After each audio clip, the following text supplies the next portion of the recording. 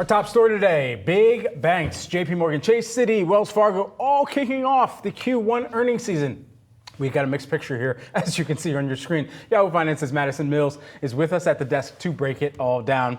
Maddie, perhaps we kick things off with JPMorgan, the largest of the banks that has reported here. The largest of the banks and the credit giant when it comes to the big banks, right? So the question for them is, if they weren't the ones to be able to beat on net interest income, that raises a bigger question. And as a reminder, we look at net interest income because it indicates to us how much these banks are being able to charge customers for our credit that we have on loan from these banks. So net interest income for JPMorgan missing just ever so slightly the analyst estimate. They also raised their expense guidance for the year by $1 billion. So the combination of those two things pushing down those shares. The big question here, whether or not they have kind of squeezed all the juice that they can out of the consumers who are putting their credit online with JPM moving forward and what that means for the bank. I talked to David Hollerith about this, who covers banks for us. You can find all of his great coverage on the Yahoo Finance platform. But he told me that the stock reaction to JPM in particular is really weird because their net interest income was based on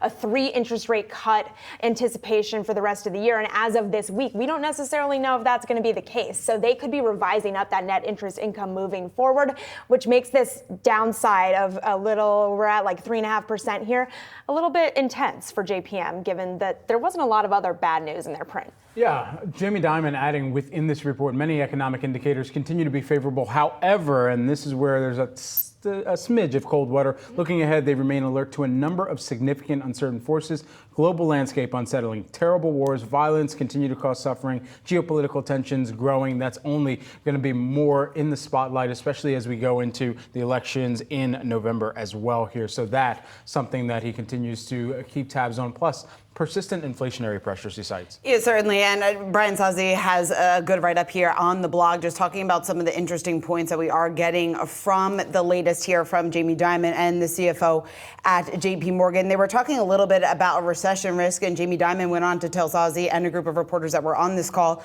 that he is not predicting a recession. So that is very important to point out, because some of the language, some of the warning, the rhetoric that we have heard from Jamie Dimon, what was in this release, what was in his shareholder letter, earlier this week, predicting what would be a volatile, maybe a couple of months ahead, given all of the uncertainty, the geopolitical risk, obviously uncertainty surrounding what the Fed is going to do here and what that means not only for JPMorgan and the larger banks, but what it means more broadly for the economy. So I wanted to point that out as well. And there was also interesting comments here made just expanding on that a little bit more broadly, saying that the point on rates being higher on their own isn't that important. What is important is why. Is it because of stagflation? That's obviously a negative. Or is it because of healthy growth? And that's actually pretty good. So very important to point out there just the discrepancy there, or really clarify a couple of the statements that were made earlier this week in the shareholder letter, and also what was included in this earnings release. So putting it in perspective that, yes, there is a reason to be a bit cautious at this time, right, but doesn't necessarily signal doom and gloom, not only for big banks, but the broader economy as well. Yeah, I've been keeping tabs on Citi here this morning. The shares, it's interesting. We're seeing shares higher, but pairing some of those gains here just a little bit, it was up 2% on the initial move higher after the company reported revenue of $21.1 billion.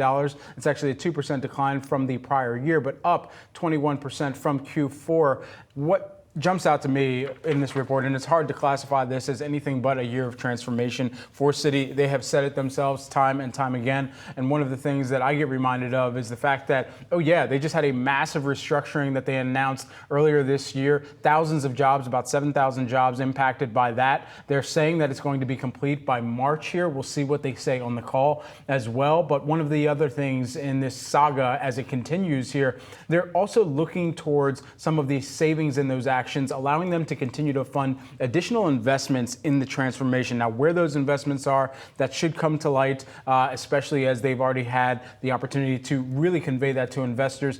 And one of the other interesting areas here, and I look at Citi as a barometer of the personal banking as well here, because of the consumer aspect, branded cards here, and the way that people are spending, where they're tapping cards or swiping cards just a little bit more, as perhaps they're not deploying as much cash, just with the likelihood or thought of any type of recession that they're trying to hedge their own home or household or small business finances against. That's where Citi would be tracking some of these card revenues. Branded card revenues actually increased 7%, driven by interest earning balance growth of 10%. Payments rate, though, that continued to moderate, and spend volume growth of 4% they also saw there. Retail service revenues also increased by about 18% during the quarter. Well, and quickly, something for investors who are looking into which of these banks you want to be positioned in right now. Just to point out a headcount piece that we got across these banks. Citi's still restructuring, like you mentioned, under Jane Fraser's leadership. They're cutting 20,000 jobs. We have the numbers from JPMorgan, though. The bank reporting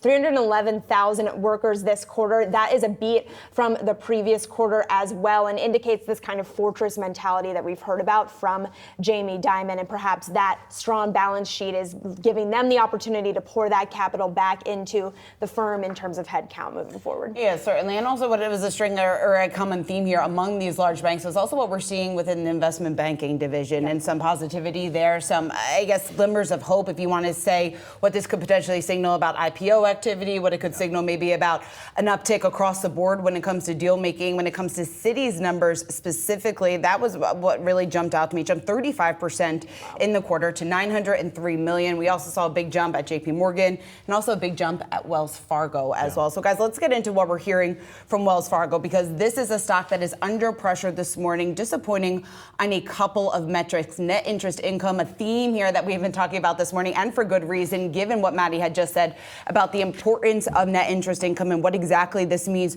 for banks, given the fact that obviously it's the difference of what they earn on assets versus what it pays on deposits. That actually fell quarter over quarter, coming in just below what the street was expecting here. So that drop, it is a bit worrisome here for banks. And I also want to point out that the bank reiterated on Friday that its net interest income could fall 7 to 9% this year. So reiterating that in their earnings call that is happening here just moments ago. And a little bit more specifically on that, their CFO saying that it's certainly challenging these days to forecast net interest income, given all of the volatility that we have seen across a number of data points. The second thing I want to point out, Maddie, within this report is $1.1 billion in net charge-offs, $187 million tied to a commercial real estate. We know that there has been some concern about Wells Fargo, their exposure to CRE. So $187 million of the net charge write-offs were tied to commercial real estate. And then also just expenses. When we talk about the turnaround plan that's taking place right now at Wells Fargo, we know expenses is certainly a key component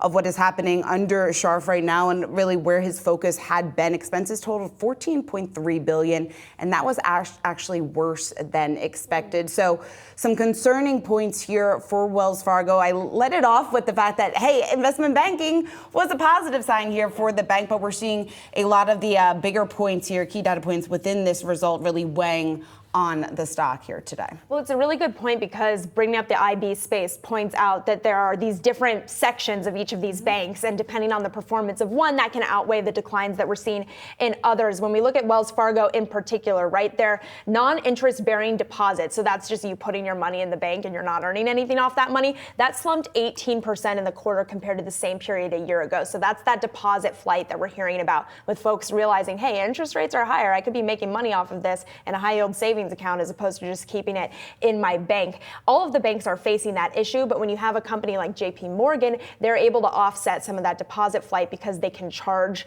consumers who have credit with them so much more because of higher interest rates, and they are the credit card giant, so they are able to kind of outweigh that deposit flight a little bit because of that. So just continuing to see these different sectors of the banks really mattering in this higher for longer environment.